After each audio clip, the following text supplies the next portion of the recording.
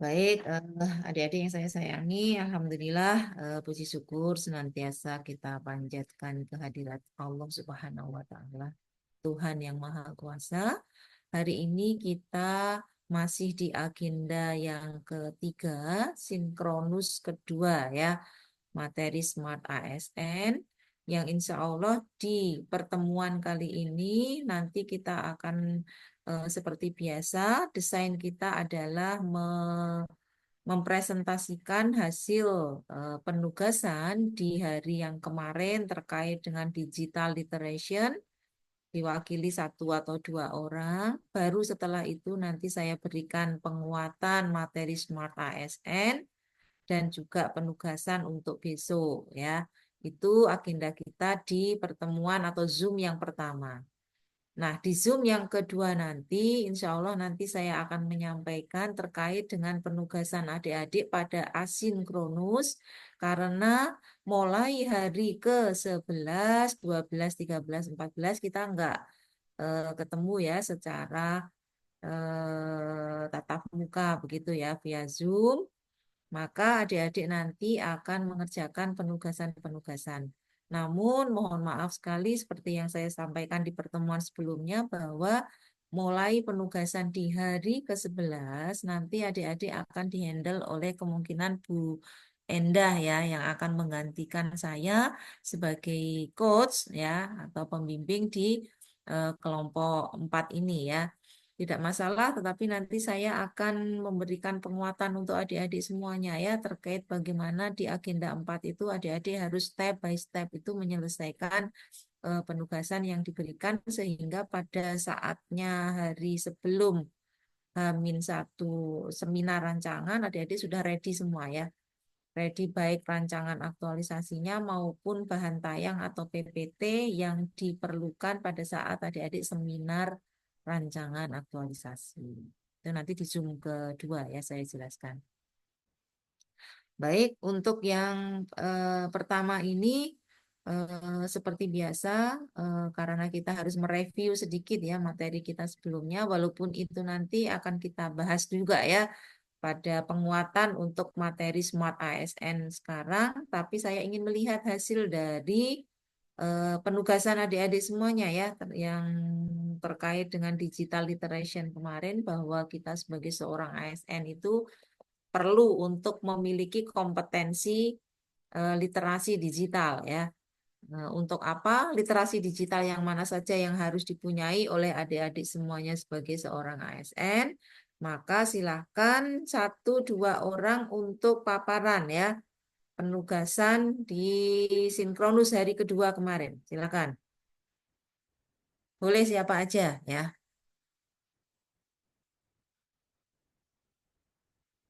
Oh ya, ini saya tawarkan ke adik-adik semuanya karena nanti kita yang Zoom pertama ini akan berakhir. Kita tadi mulai jam berapa sih? 10.15, nanti berakhir 11.45, itu sudah masuk waktu zuhur. Setelah itu kita Zoom yang kedua. Kalau Zoom kedua nanti kita lanjutkan itu selesai sampai setengah 1, 12.30. Kalau misalkan cepat ya 12.15 insya Allah sudah kita selesaikan adik-adik ya. Saya tawarkan perlu dijeda untuk istirahat atau kita lanjut saja. Lanjut, Bu. Oke, yang lainnya gimana? Dilanjut saja ya. Nanti sekalian istirahat. Silakan ya. Oke, baik. Baik, semakin cepat nggak apa-apa adik-adik ya. Silakan. Siapa yang mau share screen?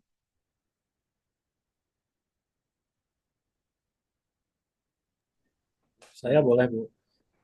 Oke, Mas Andi. Silakan Mas Andi. Sebelum presentasi, silakan praktekkan 8 nilai utama Mahkamah Agung dulu Mas sama gerakannya. Saya apa bersama-sama, Bu? Saya sendiri apa bersama-sama? Sendiri aja. Kalau bersama-sama nanti kating ceblung. Tahu kating ceblung nggak? Belum tahu kalau itu, Bu. Suruh jelaskan Mbak Uyun. Apa itu? Apa Mbak? Kadang ceblung itu apa? Suaranya adik-adik itu nggak bareng ya, nanti bersaut-sautan gitu. Siap, Bu. Eh, Pakai gerakan apa suara aja, Bu? ya gerakan dong.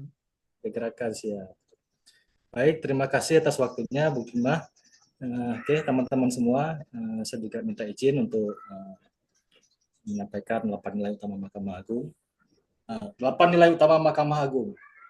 Satu, kemandirian. Dua, integritas. Tiga, kejujuran. Empat, akuntabilitas. Lima, responsibilitas. Enam, keterbukaan. Tujuh, ketidakberpihakan. Delapan, perlakuan yang sama di hadapan hukum. Baik, terima kasih. 8 nilai utama Mahkamah Agung telah selesai dibacakan. Oke, silakan lanjut paparan.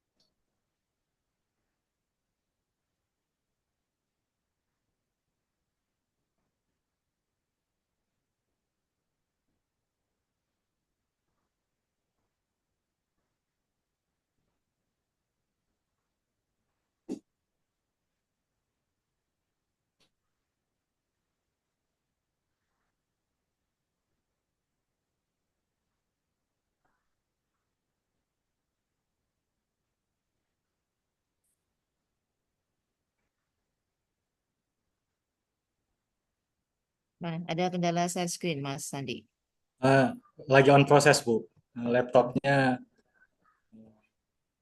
agak lambat sedikit. Ya, nanti ganti laptop ya, gajian yang ke berapa gitu ya. Yang kesekian kalinya nanti, Bu. Amin, Bu. Sudah terlihat, Ibu, teman-teman Ya, semua? ya lagi proses.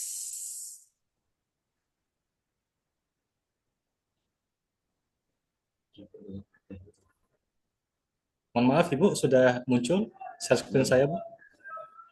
Dia dia on proses, Mas. Dia masih baru Nah, oke. Sudah. Sudah, Ibu, ya. Ya. Baik.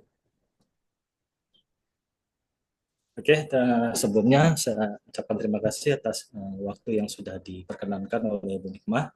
Nah, teman-teman semua izin juga menyampaikan hasil daripada penugasan yang telah saya selesaikan untuk materi literasi digital. Jadi dari hasil pembelajaran yang sudah saya peroleh tentang literasi digital, saya mendapatkan ada 4 pilar yang ada dalam literasi digital tersebut. Yang pertama itu adalah digital ethics.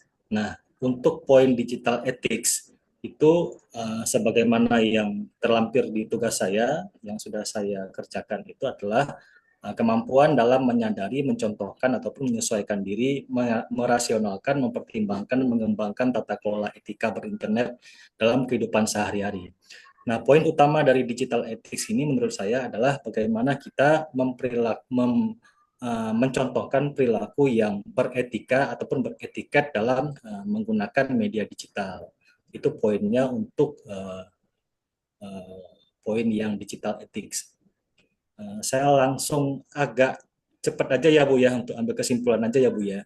Oke. Kemudian untuk poin nomor 2 terkait dengan pilar literasi digital adalah tentang digital culture.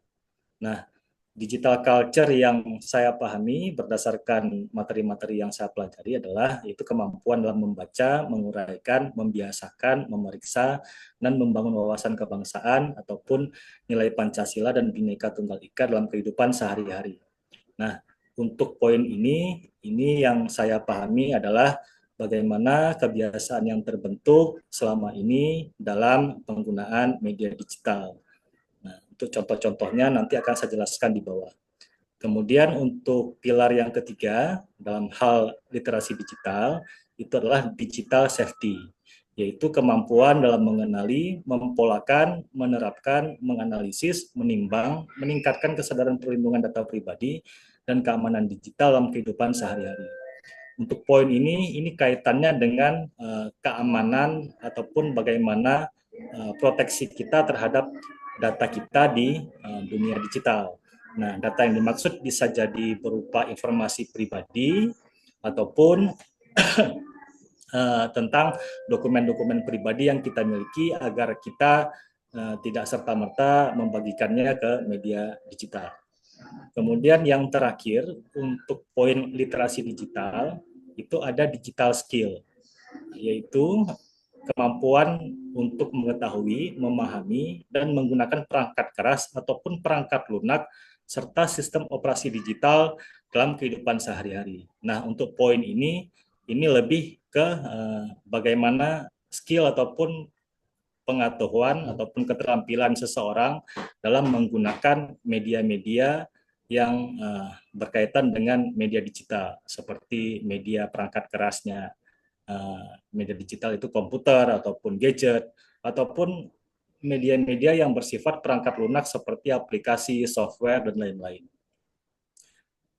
Untuk subpoin yang kedua tentang materi literasi digital kemarin itu adalah bagaimana penerapan 4 pilar tersebut di masyarakat. Nah, untuk digital ethics, saya mengambil contoh itu bagaimana masyarakat ataupun kita sebagai warga media digital itu menjaga tutur kata dan kalimat ataupun bahasa dalam bermedia sosial. Misalnya dalam memberikan komentar itu dengan cara yang sopan dan santun. Nah, hal lain yang dapat kita lakukan ataupun yang terjadi di masyarakat untuk penerapan digital etik itu sendiri itu seperti tidak langsung menyebarkan berita yang belum diverifikasi apakah berita itu berita yang valid, berita yang aktual ataupun tidak. Jangan serta-merta disebarluaskan begitu saja karena dapat menimbulkan hoax yang mana nantinya berita tersebut dapat merugikan orang lain. Kemudian penerapan pilar literasi digital lainnya di masyarakat terkait dengan digital culture adalah yang dapat kita lihat ataupun yang sangat umum terjadi di masyarakat saat ini adalah kebiasaan berinteraksi dengan fisik yang mulai beralih melalui media digital. Yang mana kalau dulu itu rapatnya harus tatap muka, harus bertemu satu sama lain. Sekarang agenda rapat itu bisa diselenggarakan secara online. Ya, contoh kecilnya seperti kegiatan kita di hari ini. Kemudian diskusi-diskusi itu yang dulunya harus bertemu langsung, sekarang bisa dilakukan melalui WA Group. Dan kegiatan lainnya menyangkut dengan pertukaran informasi yang ada di media sosial. Kemudian untuk poin nomor 3 terkait dengan digital safety, contoh yang terjadi ataupun yang diterapkan oleh masyarakat sekarang ini adalah dengan tidak menyebarkan informasi pribadi ataupun privasi ke media sosial ataupun mengupload identitas pribadi ke dalam situs atau aplikasi yang tidak jelas perizinannya. Nah, sekarang ini juga kita melihat banyak aplikasi-aplikasi yang kita buka kalau kita buka browser itu banyak pop-up-nya yang muncul yang tidak jelas apakah itu situs yang terverifikasi ataupun tidak. Itu jangan serta-merta kita memberikan informasi kita ataupun data pribadi kita karena itu dapat merugikan kita karena informasi kita akan menjadi beredar di dunia digital.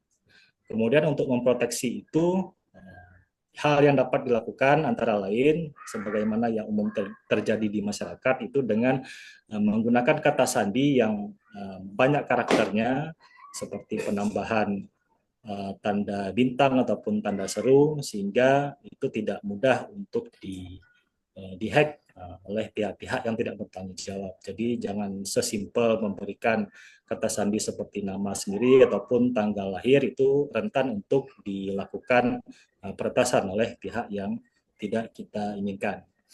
Yang terakhir untuk penerapan di masyarakat itu terkait dengan digital skill, itu saya kira sangat banyak contohnya yang terjadi di masyarakat. Itu seperti bagaimana para wirausahawan itu sekarang ini menjual produknya tidak lagi secara konvensional. Kalau dulu mungkin harus ke pasar ataupun harus ke pinggir jalan menawarkan barang dagangannya. Sekarang itu tinggal dibuka HP-nya, difoto, kemudian bisa dipasarkan melalui marketplace yang ada di media digital ataupun media sosial. Kemudian untuk subpoin yang terakhir, poin C itu yaitu dalam bagaimana meningkatkan penerapan 4 pilar literasi digital di lingkungan kerja. Nah, untuk pembahasan untuk materi ataupun untuk tugas ini, untuk poin pertamanya tentang digital etik, saya berpikiran ataupun mempunyai pandangan dalam hal menerapkan digital etik di lingkungan kerja itu tindakannya dapat berupa antara lain dengan cara melakukan sosialisasi tentang etika dan tata cara surat menyurat secara elektronik melalui media digital. Maksudnya bagaimana cara kita dalam mengirim surat melalui email, bagaimana kop suratnya, bagaimana pembukanya, isinya, dan penutupnya. Itu salah satunya. Kemudian antara lain lagi, itu seperti etika dalam pengambilan informasi di internet dengan menghargai hak cipta dan menghindari plagiarisme. Itu seperti dengan memberikan sumber terhadap informasi yang kita ambil dari link ataupun situs internet yang kita buka tersebut. Contoh lain itu seperti contoh lain yang perlu dilakukan untuk meningkatkan penerapan digital etik di lingkungan kerja itu seperti sosialisasi tentang dasar hukum yang menyangkut dengan hak dan kewajiban pengguna internet. Itu salah satunya adalah untuk meningkatkan penerapan 4 pilar literasi digital di lingkungan kerja itu dengan memberikan pemahaman apa sih dasar hukum yang mengikat kita dalam kita berkomunikasi di dunia maya. Nah, apa hak kita, apa kewajiban kita, sehingga itu menjadi rambu-rambu bagi kita khususnya di lingkungan kerja dalam melakukan aktivitas komunikasi di media digital. Yang kedua, bagaimana meningkatkan penerapan literasi digital di lingkungan kerja itu. Untuk poin digital culture, saya kira dengan cara itu membentuk kebiasaan penyampaian ataupun pertukaran informasi melalui media digital yang lebih efektif dan efisien dibandingkan metode tradisional seperti menyelenggarakan kegiatan rapat secara online, surat menyurat secara elektronik, serta melakukan publikasi kepada masyarakat melalui media digital ataupun website kantor. Nah, maksudnya adalah untuk membentuk budaya ataupun membiasakan literasi digital dalam hal digital culture itu perlu ditingkatkan kegiatan-kegiatan yang lebih bersifat secara online daripada secara langsung ataupun fisik. Nah, contohnya rapat, surat menyurat yang biasanya menggunakan kertas bisa diganti dengan surat menyurat secara elektronik, serta penyampaian informasi kepada masyarakat yang selama ini mungkin melalui media massa ataupun melalui brosur ataupun melalui surat, itu bisa diganti dengan informasinya diberikan melalui website kantor, yang mana hal itu lebih mengefisienkan waktu ataupun mungkin media yang digunakan lebih praktis tanpa menggunakan kertas dan sebagainya. Kemudian untuk poin ketiga terkait dengan bagaimana meningkatkan penerapan literasi digital, yaitu tentang digital safety. Nah, hal yang dapat dilakukan di lingkungan kerja, terutama di kantor, yaitu dengan cara memperbarui kata sandi dengan kombinasi karakter unik pada platform digital kantor. Itu hal ini yang saya maksud di sini adalah seperti untuk website kantor ataupun media sosial kantor itu dibekali ataupun diaktifkan kata sandinya yang susah untuk diretas karena itu menyangkut dengan media ataupun wadah yang digunakan oleh kantor untuk menyampaikan informasi kepada publik. Jangan sampai kalau itu dihack nantinya dapat berakibat fatal dalam hal pemberian informasi kepada masyarakat. Nah, upaya lainnya yang dapat dilakukan dalam rangka menerapkan digital safety di lingkungan kantor itu yaitu dengan menginstal antivirus yang terbaru pada perangkat komputer yang ada di kantor guna melindungi keamanan data. Nah, artinya agar supaya data-data di kantor itu terlindungi karena sebagaimana kita tahu data yang ada di komputer kantor itu data-data yang menyangkut dengan kepentingan publik ataupun kepentingan masyarakat, maka harus dijaga sebaik mungkin. Yang terkait yang terakhir untuk penerapan literasi digital di lingkungan kerja itu terkait dengan digital skill, itu bagaimana peningkatan penerapannya itu dapat dilakukan dengan pelatihan-pelatihan terhadap pemanfaatan aplikasi digital. Baik itu bersifat baik itu dalam mengoperasikan perangkat lunak yang umum tersedia ataupun perangkat lunak yang memang sengaja dibuat untuk kegiatan kantor. Maksudnya adalah kalau perangkat lunak yang dimaksud yang umum tersedia itu seperti Microsoft Office, mesin pencari Google, aplikasi surat elektronik Gmail, aplikasi rapat virtual Zoom, itu kan banyak tersedia di ruang digital. Kita bisa download, tapi masih banyak juga yang belum bisa mengoperasikannya. Nah, hal itu mungkin dapat dilakukan pelatihan-pelatihan bagaimana cara menggunakan aplikasi tersebut. Ataupun aplikasi yang sengaja dirancang untuk kebutuhan kantor, seperti kalau di pengadilan ataupun di Mahkamah Agung itu ada SPP, e-court, dan lain sebagainya. Itu saya kira juga harus dilatih ulang karena masih banyak fitur-fitur ataupun bagian-bagian yang belum dimanfaatkan secara maksimal pada sistem ataupun aplikasi perangkat lunak tersebut. Mungkin demikian pemaparan dari saya atas tugas yang telah saya kerjakan mengenai materi literasi digital, atas waktu yang telah diberikan oleh Bu Nikmah dan teman-teman. Saya ucapkan terima kasih. Wassalamualaikum warahmatullahi wabarakatuh. Waalaikumsalam warahmatullahi wabarakatuh. Terima kasih Mas Andi. Aplaus buat Mas Andi adik-adik. Ya, baik. eh Kayaknya mungkin cukup satu orang saja ya. Dari presentasi yang disampaikan Mas Andi ini sudah cukup amat lengkap ya, termasuk dalam penerapannya dalam 4 pilar literasi digital ini adik-adik ya. Nah, sebelum saya berikan penguatan untuk materi ini, perlu saya sampaikan bahwa begini adik-adik ya. Untuk agenda 3 ini, yaitu agenda kedudukan dan peran PNS, nanti pada rancangan aktualisasi adik-adik itu keperluannya adalah untuk scanning ya, untuk meneropong atau melihat identifikasi isu yang sudah adik-adik buat itu kira-kira masuk bahasan yang mana dari 2 materi ini. 2 materi itu yaitu manajemen ASN dan smart ASN ya. Itu contohnya misalkan.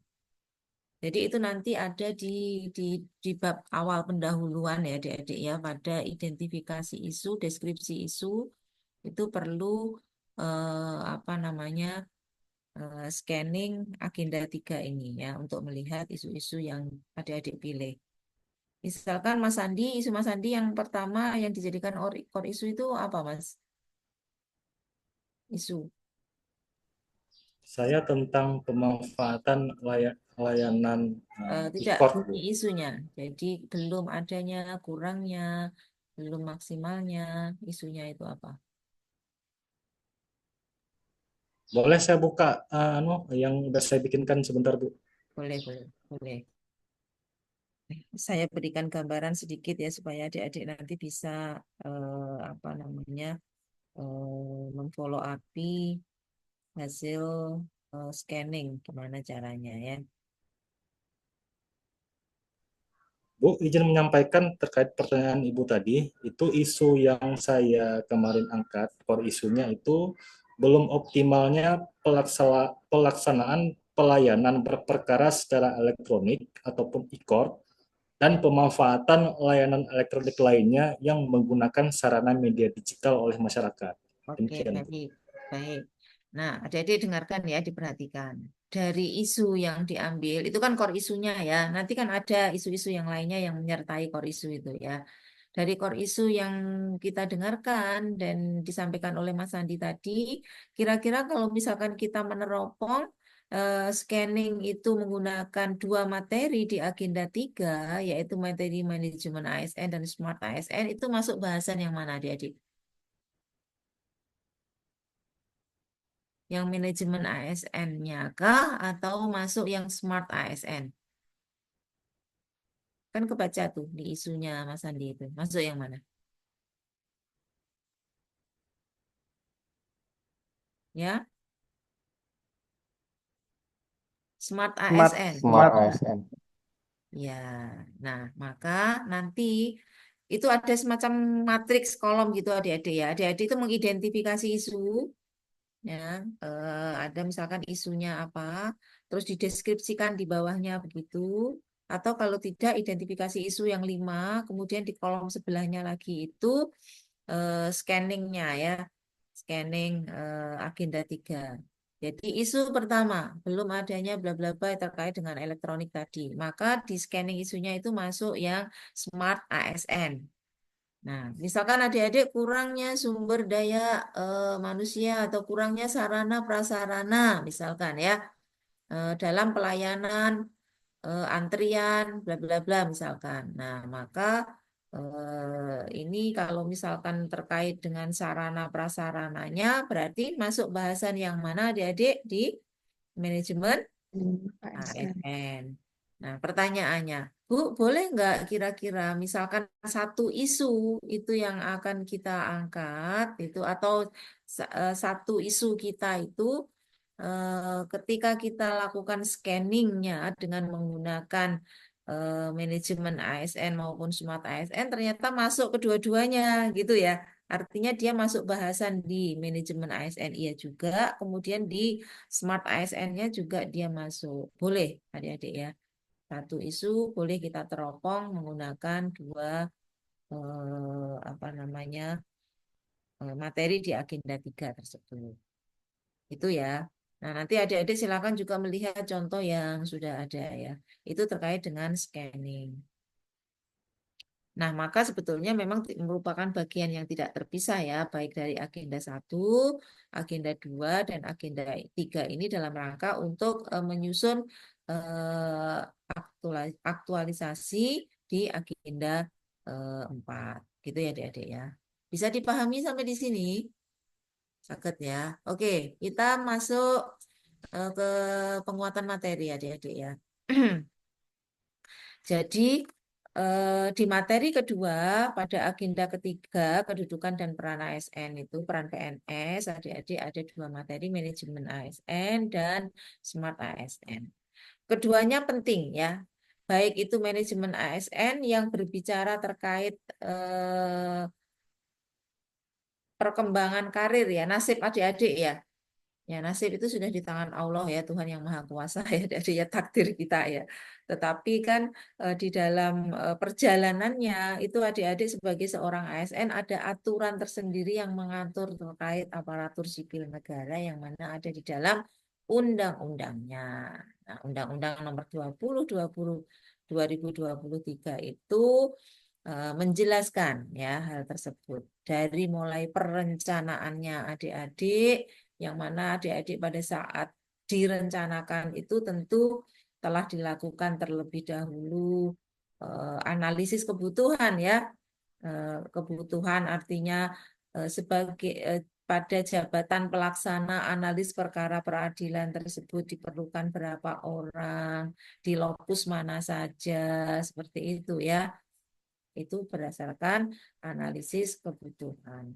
Yang biasa kalau kita dalam apa namanya analisis yang kita lakukan itu adalah analisis jabatan dan juga analisis beban kerja. Sampai kemudian muncul kira-kira kebutuhan pegawai di Mahkamah Agung ada sekian ya. Nah, untuk sampai kemudian dibuka formasi untuk rekrutmen CPNS-nya, tentu sebelumnya sudah ada persetujuan ya. Diusulkan itu ya, diusulkan. Apakah disetujui pengusulan ini di Pan-RB-nya, kemudian di Kementerian Keuangan, misalkan Mahkamah Agung diperlukan sekian ribu CPNS di tahun ini, misalkan seperti itu ya. Nah, maka itu nanti kalau sudah ada berapa angka yang disetujui, berikutnya adalah dibuka rekrutmen ya, formasi untuk CPNS-nya. Setelah dibuka formasi, berikutnya adik-adik sebelum apa namanya menjadi pegawai itu nanti juga ada proses kalau sudah turun SK-nya ada proses untuk sumpah pegawai juga ya. Jadi adik-adik disumpah pegawai. Berikutnya, selama menjadi pegawai, adik-adik juga akan diolah ya. Adik-adik diolah. Diolah itu dalam artian dipikirkan pengembangan kompetensinya, dipikirkan karirnya adik-adik, mau dimutasi, dirotasi, yang seperti itu. Itu juga diatur. Bahkan di dalam manajemen ASN sudah disebutkan juga terkait dengan hak-hak adik-adik sebagai seorang ASN yang mana tentu kalau ada hak, ada yang mengimbanginya, yaitu ada kewajiban-kewajibannya. Sampai kita itu sudah mau pensiun ya, itu juga masih dipikir. Gitu ya. Itu terkait dengan manajemen ASN.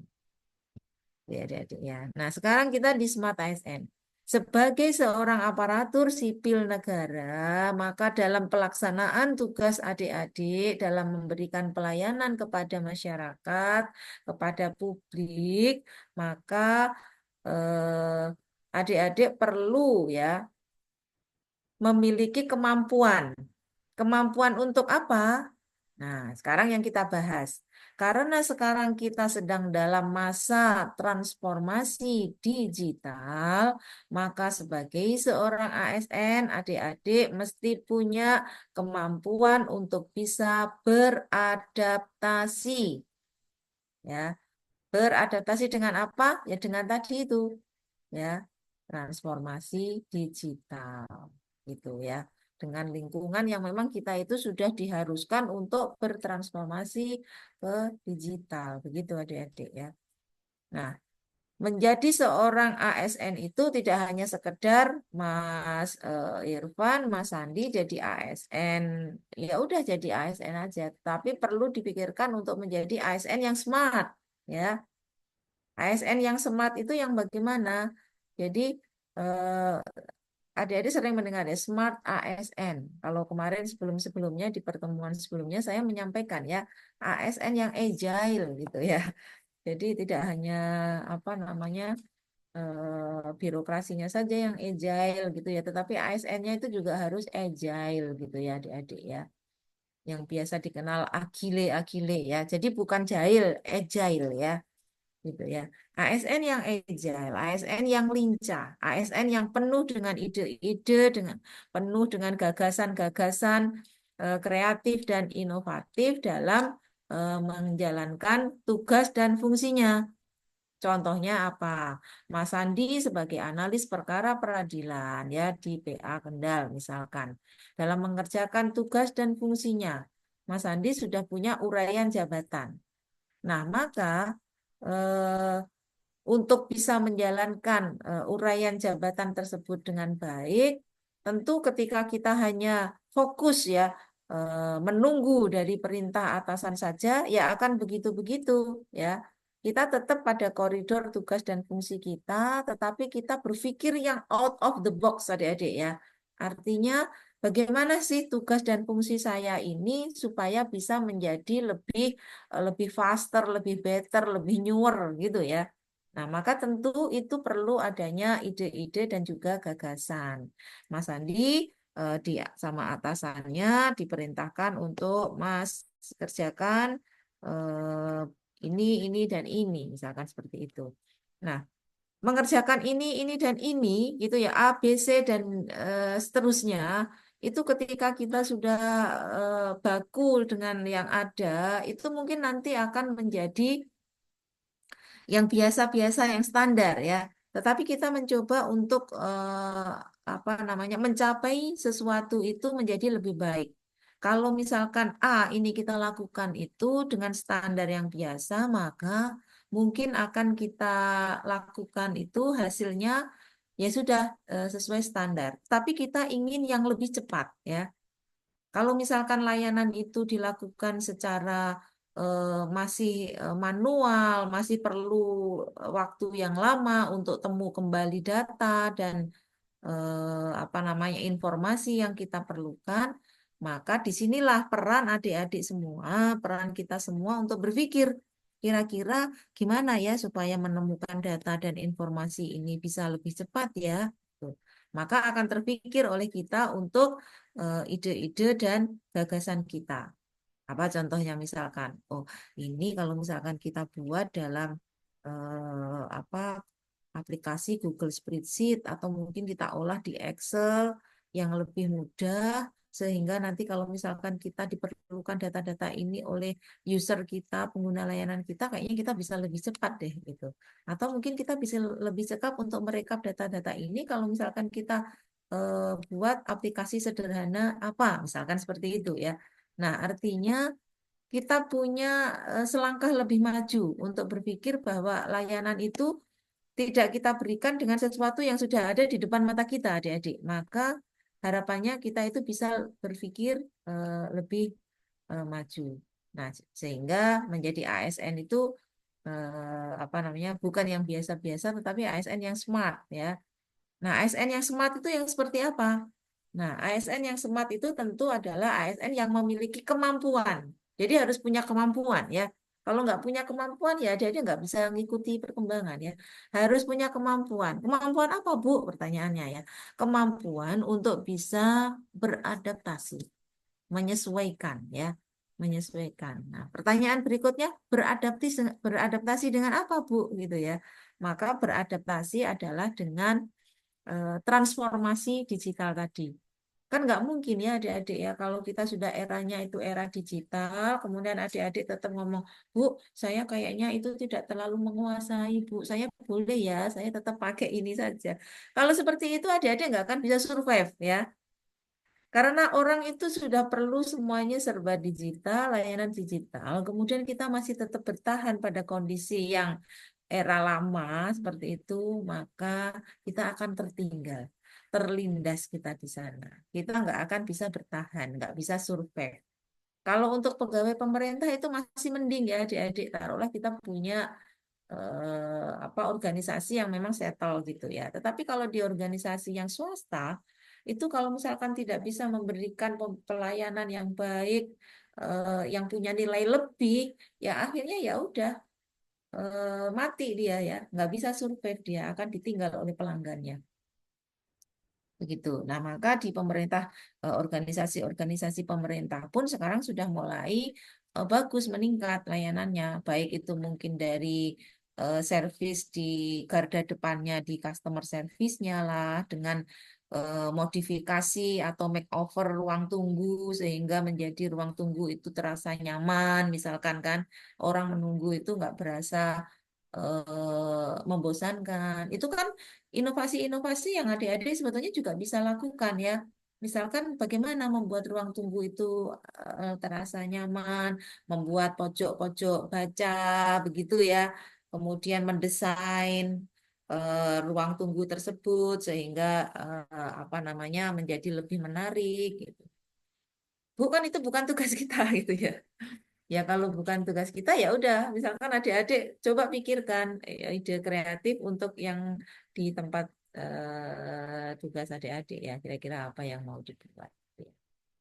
Kira-kira seperti itu. Jadi sekali lagi menjadi ASN yang smart itu adalah ASN yang memiliki kemampuan ya. Belum tentu semua ASN itu mampu ya adik-adik ya.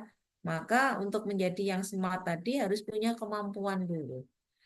Kemampuan untuk bisa beradaptasi terhadap transformasi digital. Karena pembicaraan kita di sini adalah dalam rangka digital literation ya, gitu. Nah, tentu punya kemampuan itu juga harus nanti diimbangi oleh skill. Nah, maka adik-adik ketika kita bicara sudah ASN yang mampu untuk beradaptasi terhadap transformasi digital tadi, tidak kemudian eh, seluruh ASN mungkin akan mampu ya adik-adik ya. Tetapi paling tidak ASN itu harus memiliki apa? Kompetensi. Kompetensi dalam apa? Kalau kita bicaranya terkait dengan digital apa namanya transformasi, maka kita diharuskan memiliki kompetensi dalam digital literation ya atau literasi digital. Nah, apa saja yang ada di dalam literasi digital? Seperti yang disebutkan oleh Mas Andi, bahwa kita sebagai seorang ASN harus punya kompetensi di dalam digital ethics, punya kompetensi di dalam digital culture, punya kompetensi dalam digital skill, dan juga digital safety. Nah, bagaimana penerapan masing-masing digital ini? Nah, itu di contoh yang diberikan untuk penerapan di Mas Andi itu sudah cukup lengkap ya. Makanya saya tidak minta satu lagi ya adik-adik untuk presentasi ya dari makalah yang disusun oleh Mas Andi tadi itu sampai ke penerapannya itu sudah cukup lengkap begitu adik-adik ya. Nah, maka kompetensi adik-adik itu saya juga ya, karena saya juga ASN ya.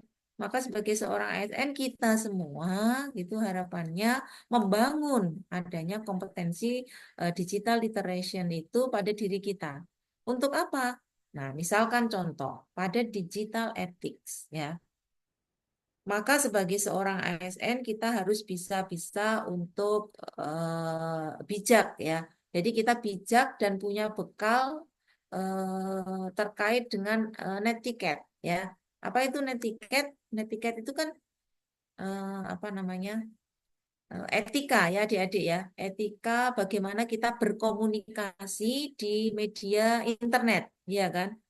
Jadi eh, internet itu kan dunia tanpa batas ya.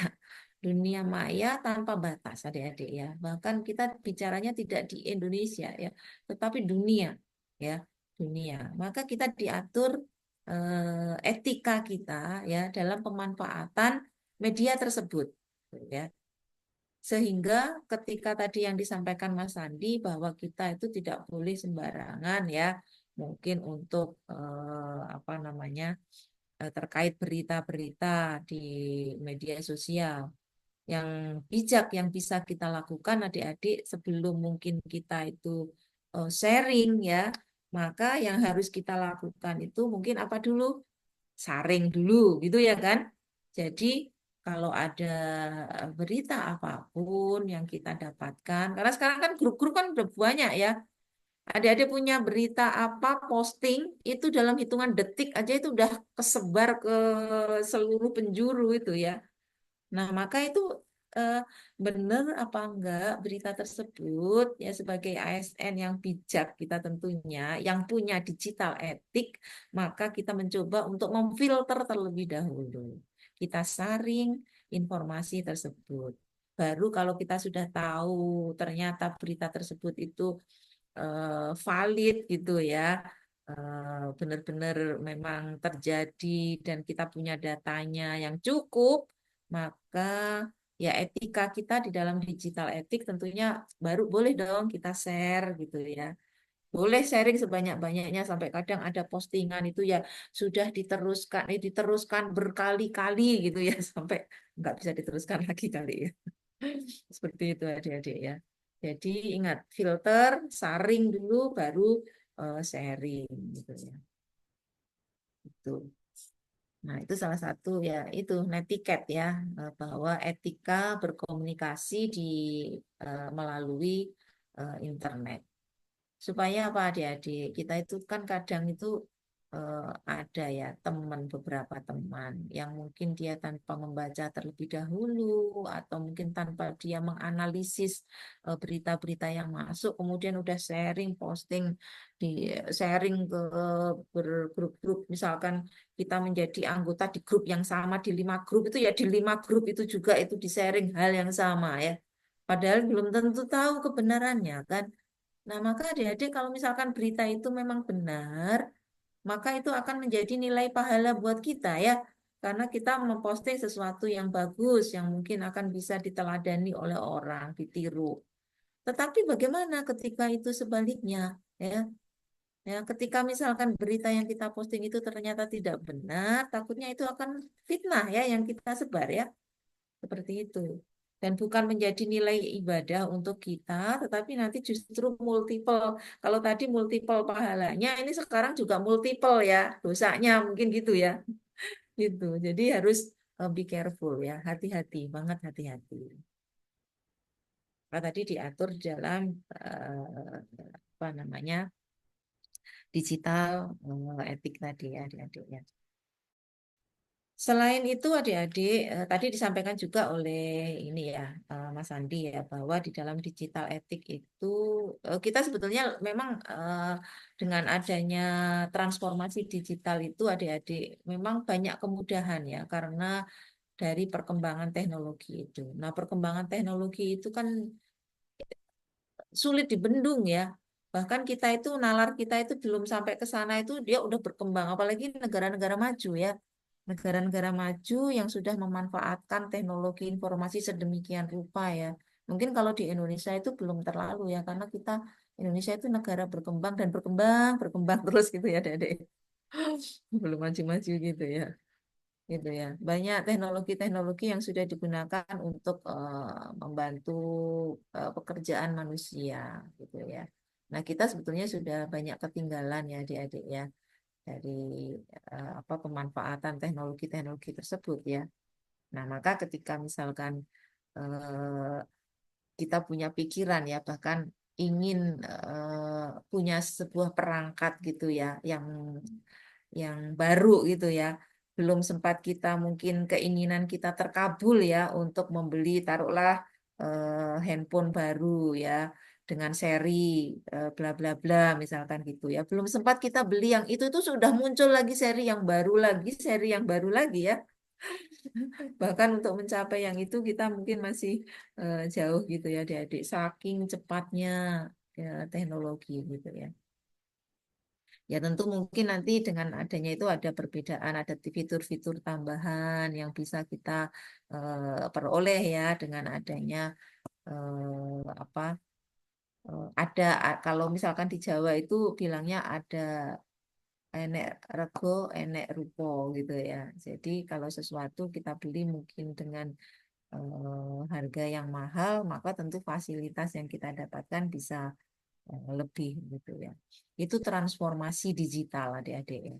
Transformasi digital. Bahkan untuk perkembangan-perkembangan apa tadi dalam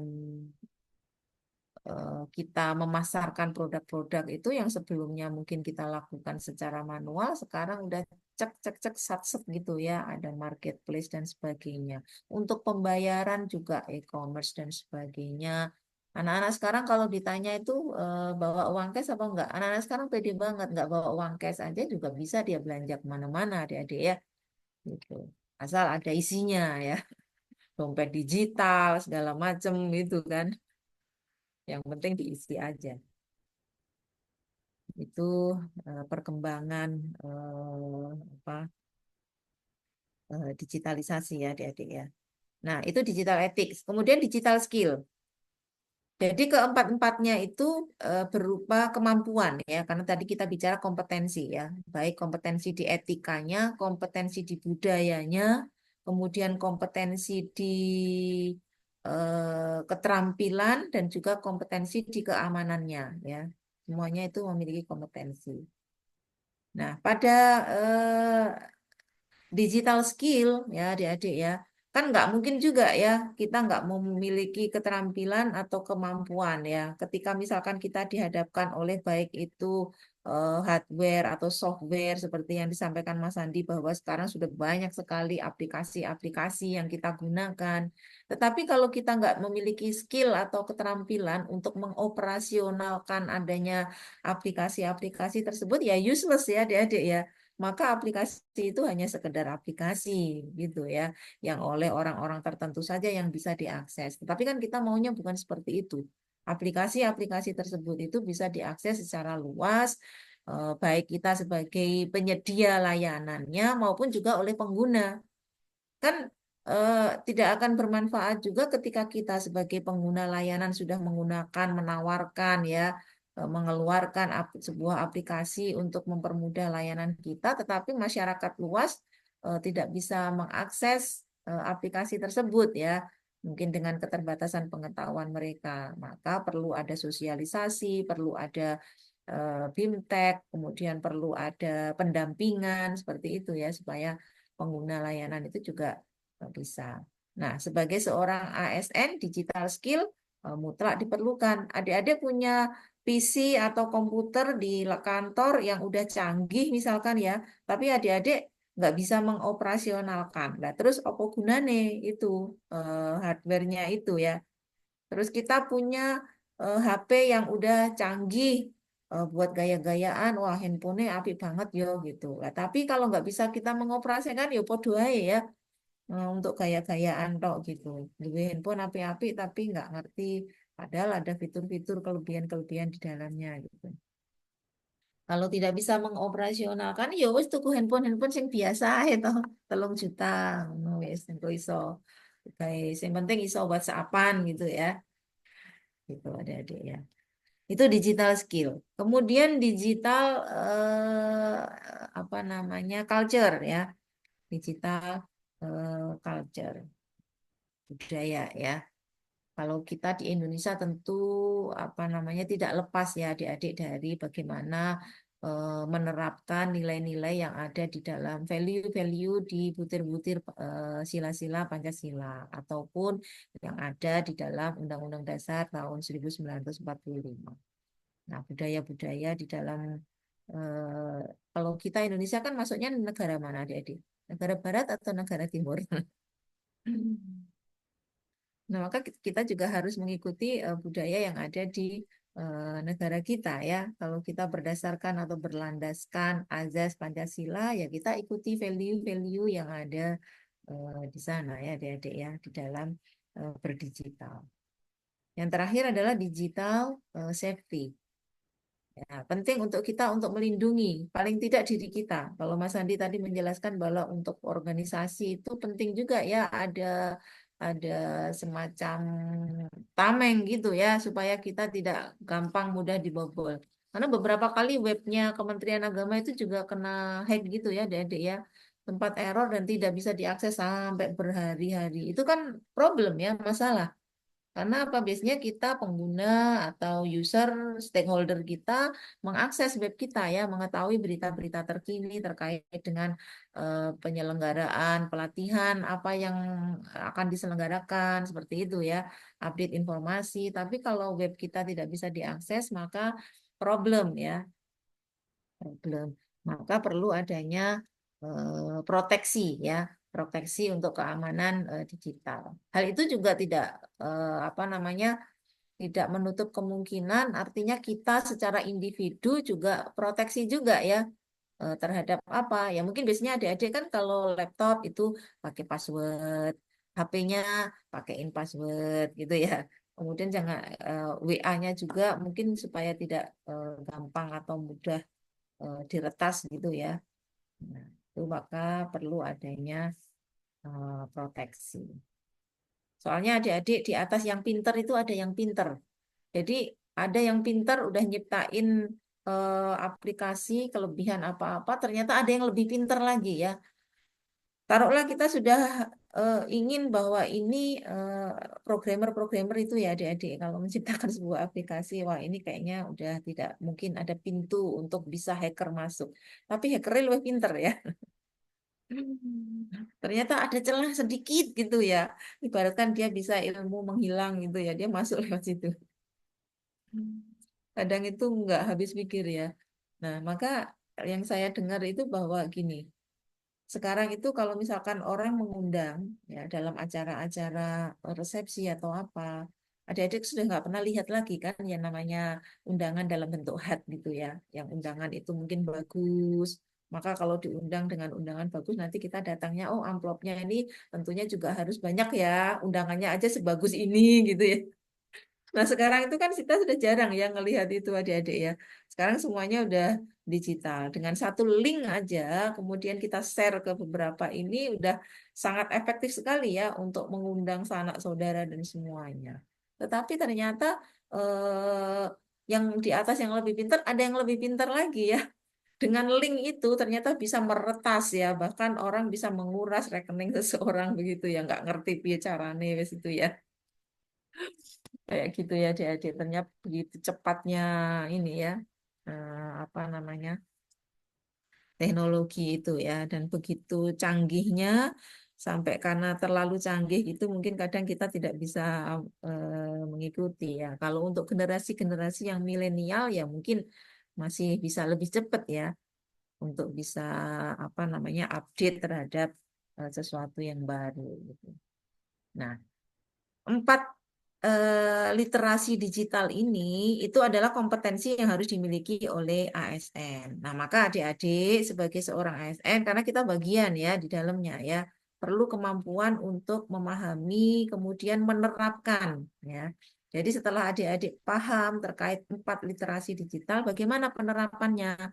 Nah, maka tadi di dalam literasi digital ada digital etik, ya nggak usah menyebar-nyebar hoax, ujaran-ujaran kebencian, kemudian berita-berita bohong seperti itu ya. Ya, karena itu bukan konten-konten negatif ya, yang bisa merugikan ya, bisa merugikan orang lain. Maka dihindari. Nah, sebisa mungkin kita bisa mengambil sisi positifnya dengan pemanfaatan pemanfaatan pada transformasi digital tersebut ya. Ketika kita sudah dihadapkan pada sesuatu yang digital, maka harapannya kita bisa mengikuti dan mengadaptasi ya dan beradaptasi terhadap transformasi digital tersebut. Jam berapa adik-adik? Kita masih punya waktu sekitar 15-17 menit lagi untuk materi kita ini. Nah, pada pertemuan hari ini, insya Allah di besok, sebentar, ini hari, oh bukan besok ya, hari ini ya, karena ini adalah hari terakhir di agenda yang ketiga ya. Maka hari ini adik-adik, penugasan adik-adik hanya satu saja ya, terkait dengan learning journal. Jadi adik-adik hanya membuat pengalaman belajar adik-adik di agenda 3 ya, di agenda 3. Seperti biasa, tugas-tugas itu nanti di-upload ke Kolabjar. Jadi nggak perlu risau untuk hari ini karena cukup satu penugasan saja ya. Seperti itu. Kira-kira sampai di sini ada yang mau didiskusikan adik-adik? Smart ASN. Bahwa kita perlu ya wajib untuk menjadi ASN yang smart. ASN yang smart itu adalah ASN yang bisa atau memiliki kemampuan untuk bisa beradaptasi terhadap transformasi digital dalam rangka untuk memberikan pelayanan kepada masyarakat. Siap untuk menjadi ASN yang smart? Satu. Ya, kalau siap untuk menjadi ASN yang smart, adik-adik berarti harus siap untuk memiliki keempat kompetensi literasi digital ini ya. Tuh, jangan kemudian ada kemudahan-kemudahan, tapi kita tidak memperhatikan etika-etika, tidak memperhatikan budaya, dan juga tidak mengembangkan skill atau kompetensi kita di dalam berdigital. Seperti itu. Baik adik-adik, kalau tidak ada apa namanya pertanyaan, kita cukupkan untuk pembelajaran kita di Zoom yang pertama. Gimana? Mas Sulistiono? Siap, Clear? Ibu. Oke, bisa dipahami ya, Mas? Alhamdulillah, Ibu. Insya Oke, Allah Mbak. bisa, Bu. Mbak Winda. Iya, bisa dipahami, Bu. Oke, baik. Mas Irfan, Bisa, Bu. Mas Pian, gimana Mas Pian? Alhamdulillah Bu, penjelasannya sangat eh, mencerahkan Oke, kita semua Bu. Terima kasih Bu. ya jangan sampai dijelasin tapi kayak di Nina Bubuk kan ya. Mbak Uyun, Insya Allah sudah jelas, Ibu. Terima kasih. ya Mbak Rere, Ya, Bu, penjelasannya bisa dipahami, Bu. ya Terima kasih. Mbak Reni, Insya Allah paham Ibu. ya Mas Yendri, Alhamdulillah bisa dipahami, Bu. ya doamu doa banget mau Mas. Dongone doa banget kok makbul kok ya adik ya. Mas Rizal gimana Mas Rizal? Masih Insya semangat? Allah bisa dipahami, Bu. Semangat terus. Semangat terus, cok ngantuk aja Mas.